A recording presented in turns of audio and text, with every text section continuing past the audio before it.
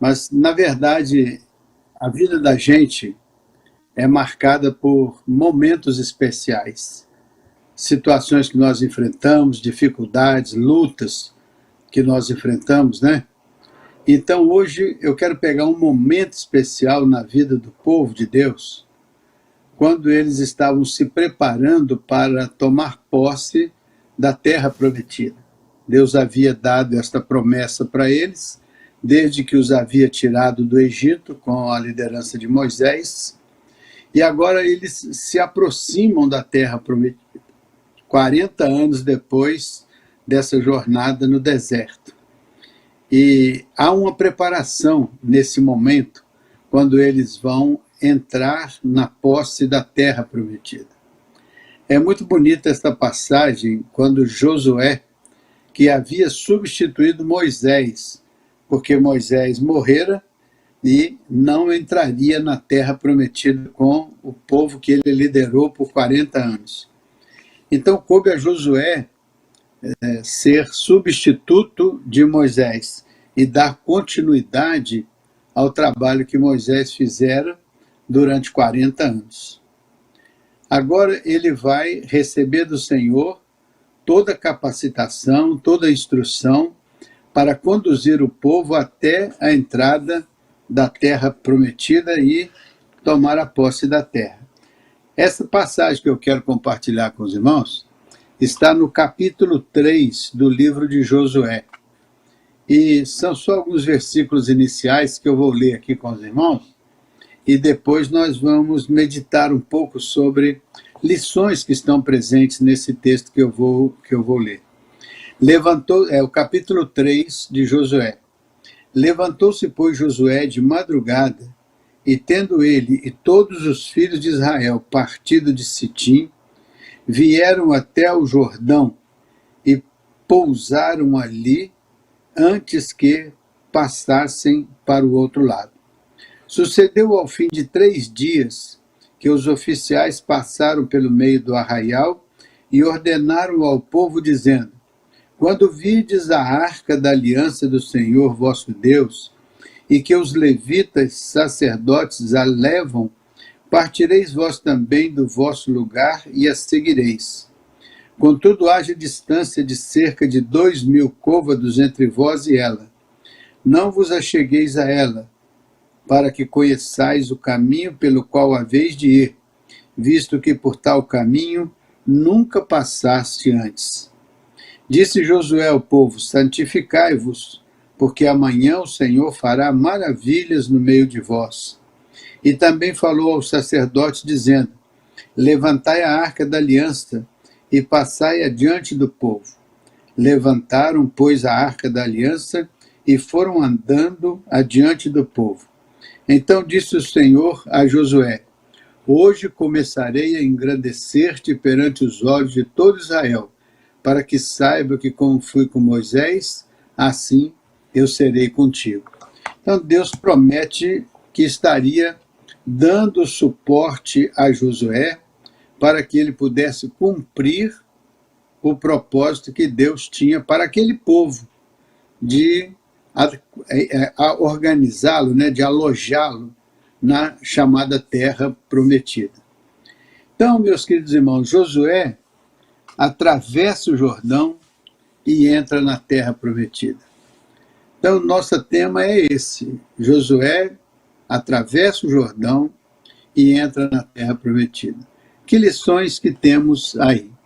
O lugar onde Josué estava acampado antes de atravessar o Jordão era em frente à cidade de Jericó. A cidade de Jericó fica bem perto do Mar Morto, ali próximo àquelas cavernas de Qumran, onde eles encontraram aqueles livros, ainda no início, em meados do século passado, o livro de Isaías especialmente.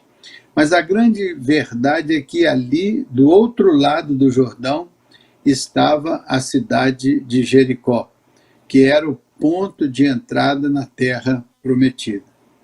Mas aconteceu um fato curioso. Quando eles estavam ali acampados, já era tempo das águas, tempo da cega e tempo das chuvas. Então o que aconteceu ali?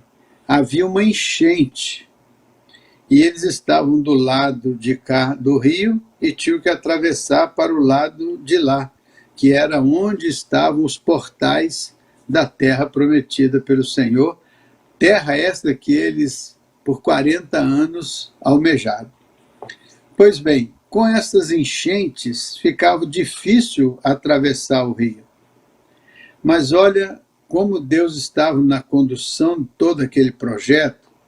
Ele falou com o Josué: você pode dirigir esse povo e você pode superar esse obstáculo, eu vou estar com vocês e vocês vão superar esse obstáculo.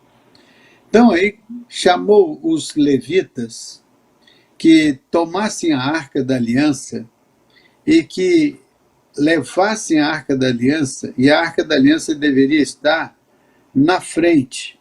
O povo deveria seguir a Arca da Aliança. E a Arca da Aliança era o símbolo da presença de Deus. Os elementos da presença de Deus estavam na Arca da Aliança. E esta presença era percebida, era reconhecida e era experimentada pelo povo ao longo da sua trajetória. E agora eles vão utilizar essa Arca da Aliança para conduzi-la à frente do povo, como se fosse um elemento de orientação, de norteamento daquela caminhada. E o Senhor disse que os levitas sacerdotes deveriam levar a arca e que ela devia ficar a uma distância do povo para que todo o povo pudesse vê-la e pudesse segui-la, porque ela seria o elemento norteador. Então entenda que ela era simbolicamente ali a presença de Deus na vida daquele povo. E então eles disseram, quando eles forem caminhando e colocarem o pé nas águas, as águas vão abrir. Na verdade, a água que desce da nascente do Jordão, que vem desde as colinas de Golã, né, descem na direção do Mar Morto, elas vão se represar, e como se ela fizesse uma barreira, então esta parte seguinte do rio vai estar seca, não vai estar com a enchente, que estará represada na parte de cima. E eles vão passar por aquele espaço ali, seguindo a Arca da Aliança. Então aqui, eles fizeram assim, e eles passaram. A fé que eles tinham, que Deus ia operar, e que seria possível atravessar, naquele momento de enchente, o Rio Jordão, para entrar na terra prometida como um cumprimento da promessa de Deus. Então chegou o momento. Agora eles iam fazer essa travessia. E de fato eles fizeram essa travessia. Chegaram para o outro lado e todos passaram a pés enxutos. Quando terminaram a passagem, as águas voltaram a correr com a naturalidade de sempre. Então é importante que a gente pare aqui para pensar. Quando Deus está liderando o nosso caminho, às vezes Ele realiza coisas tão especiais para garantir que a nossa jornada vai ter continuidade. Às vezes nós percebemos, às vezes não percebemos, mas não quer dizer que Deus não esteja no controle. Ali naquele momento, as pessoas viram a obra de Deus. E elas foram atravessar o Jordão, experimentaram a proteção e o cuidado de Deus e a capacidade de superar um obstáculo para que eles pudessem usufruir os benefícios da promessa. Então aqui a palavra obstáculo é simbolizada pelo rio, enquanto que a palavra oportunidade é simbolizada pela arca, que seria a primeira a atravessar o rio. A arca atravessaria, e a uma certa distância, então todos os demais atravessariam seguindo a arca da presença, a arca da aliança, né? Então, muitas vezes, meus irmãos, a gente tem momentos difíceis e a gente encontra obstáculos na vida. Esses obstáculos às vezes parecem intransponíveis, ou às vezes eles parecem maiores do que o que normalmente são. Ali, no caso, a enchente fez o Rio Jordão parecer muito mais caudaloso do que ele era na naturalidade, no dia a dia. Porque a enchente aconteceu e fez o rio ficar caudaloso, mais perigoso. Então, na vida é assim, às vezes as coisas estão acontecendo numa naturalidade, mas de repente é uma tempestade, há uma tromba d'água, alguma coisa que cai lá em cima e vem varrendo tudo que está na frente. Às vezes a nossa vida é alcançada inesperadamente por uma tempestade. Ou mesmo a gente muitas vezes já sabe que essa tempestade vai acontecer, mas a gente fica adiando, fica adiando, fica adiando até que a tempestade ocorre e a gente não tem mais o que fazer, não tem mais como livrar-se dela. Pois ali foi desta maneira, naquele momento o rio tornou-se mais perigoso do que era antes. O rio tornou-se agora mais desafiador do que era antes. Assim na vida da gente. Tem momentos que a situação parece ser mais desafiadora, mais complexa. E ali tudo aconteceu por causa de uma tempestade. E nós também enfrentamos nossas tempestades, né? Uma vez Jesus estava no barco com seus discípulos e eles enfrentaram uma tempestade. A tempestade era tão grande que eles chegaram ao ponto de pensar que iam morrer. Iam morrer por conta de não conseguirem dominar a força daquela tempestade. Às vezes nós achamos que não vamos ser capazes de dominar as tempestades que vêm sobre nós. E se não fosse a boa mão de Deus, a gente realmente nem conseguiria enfrentar e vencer algumas das tempestades que acontecem nas nossas vidas. Mas graças a Deus que a boa mão do Senhor estava lá com aqueles seus filhos e atravessaram, superaram aquele obstáculo, porque Deus, de uma maneira muito especial e de uma maneira sobrenatural, segurou a força das águas para que eles pudessem passar a pés enxutos. Muitas vezes Deus vai segurar a tempestade para garantir que você possa passar por ela. Muitas vezes Ele vai represar aqueles elementos que poderiam te destruir, mas Ele vai represar em algum momento, em algum lugar, e com a presença dele simbolizada pela arca, você vai atravessar o lugar que era perigoso, ameaçador, e você, ao chegar do outro lado, estará em frente às promessas que Deus lhe prometeu, porque Deus vai represar a tempestade, te dando tempo de poder vencê-la e de poder ultrapassá-la. Deus nos ajuda a vencer os nossos obstáculos. Às vezes, Ele pode nos ajudar a construir uma ponte por sobre as águas. Às vezes, Ele pode nos dar água no deserto. Às vezes, Ele pode ser uma luz na escuridão. Então, muitas coisas podem acontecer porque Deus ele tem milhões de possibilidades de operar na nossa vida, ajudando-nos na superação dos nossos obstáculos para alcançarmos as promessas que Ele tem preparado para nós. Aliás, a própria superação do obstáculo já é o cumprimento de uma promessa. Porque Ele diz assim, eis que eu estou convosco todos os dias, até a consumação dos séculos. Então, se Ele está conosco todos os dias, no momento em que estivermos vivendo um obstáculo, ou uma ameaça, ou uma tempestade, então Ele já estará presente conosco, porque Ele diz, eis que eu estou convosco todos os dias, até a consumação dos séculos. Então, Ele estará conosco todos os dias. E nestes todos os dias, alguns vão ser perigosos, problemáticos, confusos, difíceis, mas o Senhor já está garantindo, como na Arca da Aliança era imaginada a presença dele ali, no Espírito Santo nós temos a presença de Deus conosco todos os dias, até a consumação dos séculos. O fato é que naquele dia, Deus segurou a força das águas para que o seu povo pudesse atravessar aquele obstáculo e alcançar as promessas de Deus. Muito importante que a gente olhe para isso e pense na arca como esse símbolo da presença de Deus.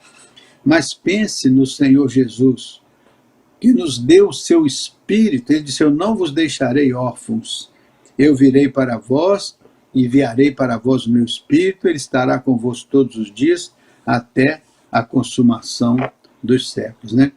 Agora, uma outra coisa importante, quando a palavra veio no sentido de que eles teriam que enfrentar aquele obstáculo, eles teriam que colocar o pé na água, teriam que tomar a decisão de passar. Isso implica uma confiança, porque a tempestade era grande lá, a enchente era grande, tanto que a Bíblia diz que as barranceiras dos rios estavam tomadas. Então era um lugar difícil de atravessar.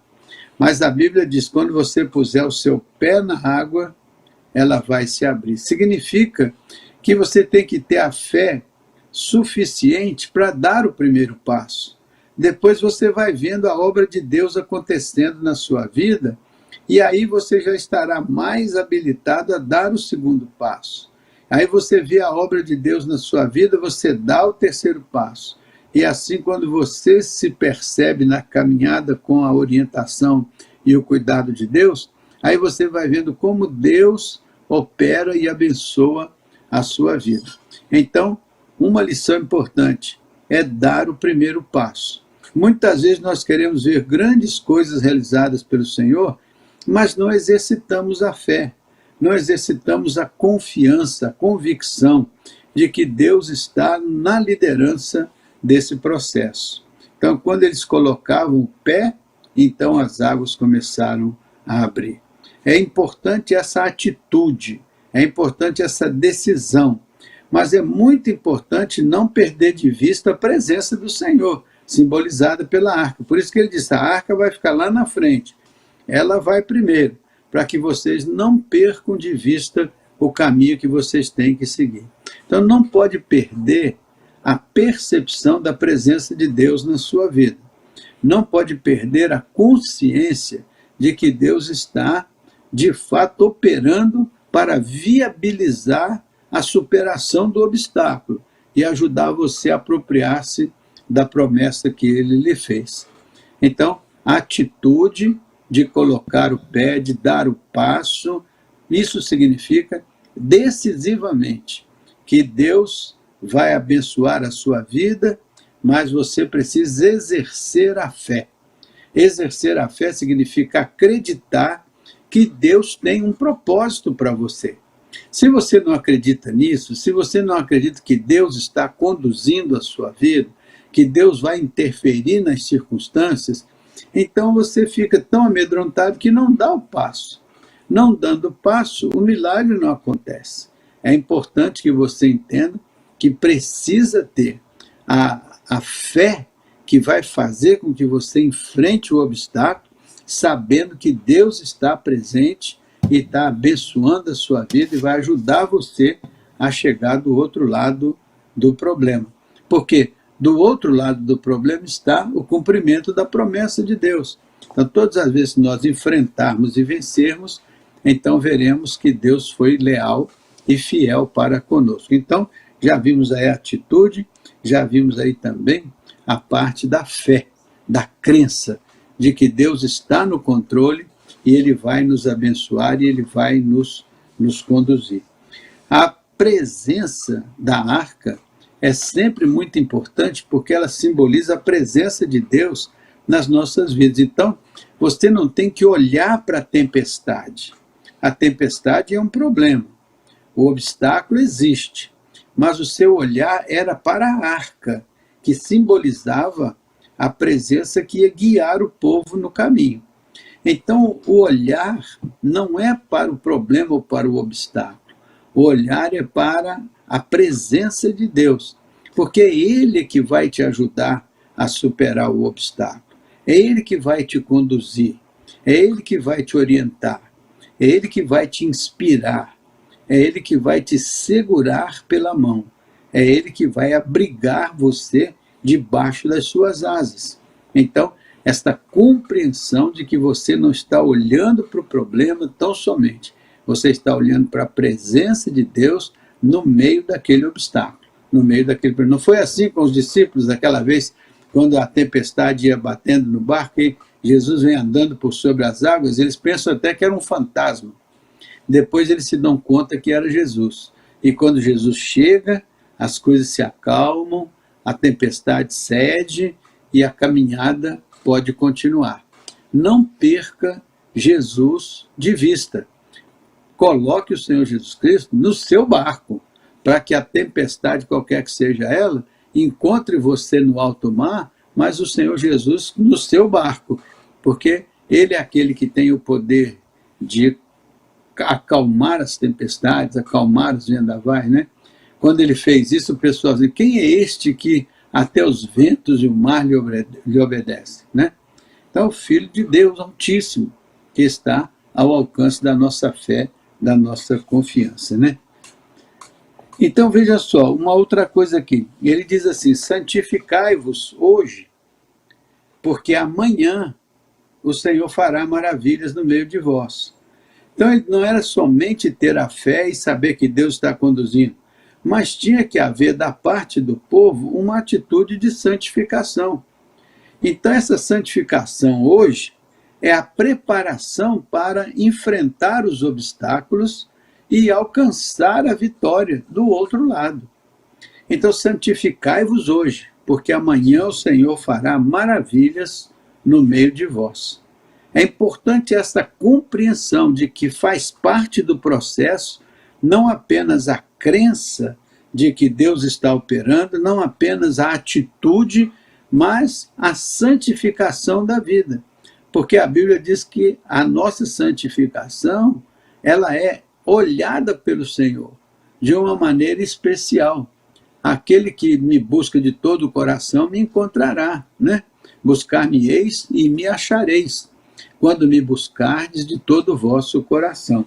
Então, é muito importante, porque diz assim, santificai-vos hoje, porque amanhã o Senhor fará maravilhas, ou seja, o Senhor fará coisas muito mais especiais e maiores do que nós podemos imaginar ou pensar. Mas muitas vezes a questão é que nós temos a dificuldade de acreditar que Deus vai operar, porque isso é uma matéria de fé, de crença, de confiança. Então, entregar a vida nas mãos do Senhor, confiar na operação do Senhor, muitas vezes é difícil, especialmente num mundo como o nosso, onde a gente precisa controlar tudo, né? A gente quer estar no controle de tudo, quer ter a segurança de tudo, quer ter certeza de que as coisas vão acontecer do jeito que a gente imagina, mas muito voltada para a nossa capacidade de controlar. E chega um momento na vida que a nossa capacidade de controlar é muito limitada. E aí nós temos que crer naquele que pode todas as coisas, naquele que pode controlar todas as portas, abrindo ou fechando, né? Então ele é aquele que está acima e além das circunstâncias. Então aprendamos hoje também aqui que é preciso uma vida. Santificação significa uma separação da vida para uso especial do Senhor. Santificação significa separação daquilo que pode eventualmente impedir o Senhor de ter a liberdade de usar a nossa vida, né? Por que que nós separamos um lugar e chamamos de santuário? Porque é um lugar santo ao Senhor, que pode ser usado para o culto ao Senhor, que pode ser usado para abençoar o povo de Deus e celebrar a presença e a grandeza do Senhor, né? Então a nossa vida é templo do Espírito, ela também tem que ser santificada ao Senhor, para que através desta nossa disposição de entrega da vida ao Senhor, Ele possa fazer conosco, através de nós, as maravilhas que só Ele pode fazer. Mas Ele faz a partir de vasos de barro, que Ele enche com a excelência do seu conhecimento, do seu poder e da sua graça, né? Outra importante mensagem nesse texto é quando Deus fala com Josué assim, Josué, você, por ter sido leal ao Moisés ao longo da sua caminhada, por ter se preparado, por ter se tornado um líder, por estar disponível, Hoje começarei a engrandecer-te perante os olhos de Israel, para que saibam da minha aprovação sobre a sua vida. Então, olha só, hoje começarei a engrandecer. Mas o Josué já vinha lá de trás, trabalhando com Moisés, tocando o segundo violino da orquestra, sem o menor problema. Moisés tocava o primeiro lugar, era o espala da orquestra, mas o Josué estava ali, compondo a orquestra, mas talvez não chamando muita atenção sobre si. Mas quando Deus precisou de um substituto para o Moisés, lá estava o Josué preparado, capacitado. Então, quando Deus lhe passa o bastão, onde ele vai agora assumir a responsabilidade de liderar o povo, o Senhor então lhe promete: hoje começarei a engrandecer-te perante Israel. Então Deus ele promete nos engrandecer perante as situações que possam representar os obstáculos, os problemas, as dificuldades. E o que faz Deus usar as nossas vidas ou abençoar as pessoas através das nossas vidas é o fato dele ter visto da nossa parte a fidelidade ao longo do nosso caminho, juntamente com ele e com a sua causa. E também aquilo que veio no versículo anterior: santificai-vos hoje. Então Josué estava disposto a consagrar-se ao Senhor para ser instrumento nas mãos de Deus, né? Então, agir segundo a palavra de Deus, né? Quando o Senhor chamou Josué, diz assim, ó: não te desvies do livro desta lei, medita nesse livro de dia e de noite, para teres o cuidado de fazer conforme tudo quanto nele está escrito. Não te desvies nem para a direita, nem para a esquerda, para que prudentemente te conduzas, né? E aonde pisar a planta do seu pé, eu vou lhe dar, como uma honra ao seu comprometimento com a minha palavra, com o meu propósito, com o meu povo, né? Então Deus quer nos abençoar. Muitas vezes nós estamos deste lado do Jordão, enfrentando dificuldade, com medo de atravessar, vendo a tempestade, achando que vai ser muito difícil. Mas Deus está presente. A Arca da Aliança estava lá simbolizando essa presença. Ele fez um milagre ali e todos atravessaram. Você também pode atravessar. Você também pode superar. Eu posso, nós podemos, porque o nosso Deus é firme, Ele é força, Ele é refúgio, Ele é segurança, Ele é presença muito marcante na vida de cada um de nós. O salmista diz: Deus é o nosso refúgio e fortaleza, socorro bem presente nas nossas tribulações. Nós agimos conforme a palavra de Deus, e Deus age conforme a sua palavra. Então há uma convergência entre o que Deus está fazendo e o que nós estamos fazendo, porque Ele está agindo segundo a palavra dEle, e eu também estou agindo segundo a palavra dEle. Então, em algum momento, nós vamos nos encontrar como cooperadores para realizar aquele projeto especial.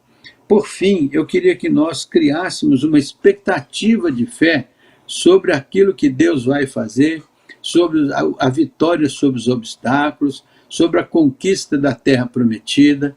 É preciso que nós, ao invés de ficarmos lamentando as nossas impossibilidades, reclamando das dificuldades, terceirizando as nossas angústias e crises, é melhor que a gente pare e comece a criar uma expectativa de fé.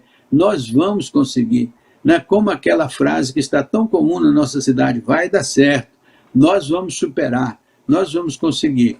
Não porque nós sejamos melhores do que os outros, mas porque o nosso Deus é um Deus forte e poderoso, é um Deus amoroso, é um Deus perdoador, é um Deus cuidador, é um Deus restaurador, e Ele vai, todos aqueles que o buscam, diz a Bíblia, que o encontram. E Ele vai cuidando de nós e vai nos abençoando e vai abrindo as portas e vai nos conduzindo pelos caminhos da sua vontade. Criar essa expectativa de fé sobre a superação dos nossos obstáculos. Não somente tenha fé, mas desenvolva uma expectativa positiva sobre a luta que você está travando e sobre a luta que você ainda vai travar. Deus está no controle da sua vida, por isso você pode ser mais do que vencedor. Deus abençoe você e todos os que estão nos acompanhando agora. e que nos abençoe também com a bênção da sua presença, do seu cuidado, agora e sempre. Amém, meus irmãos?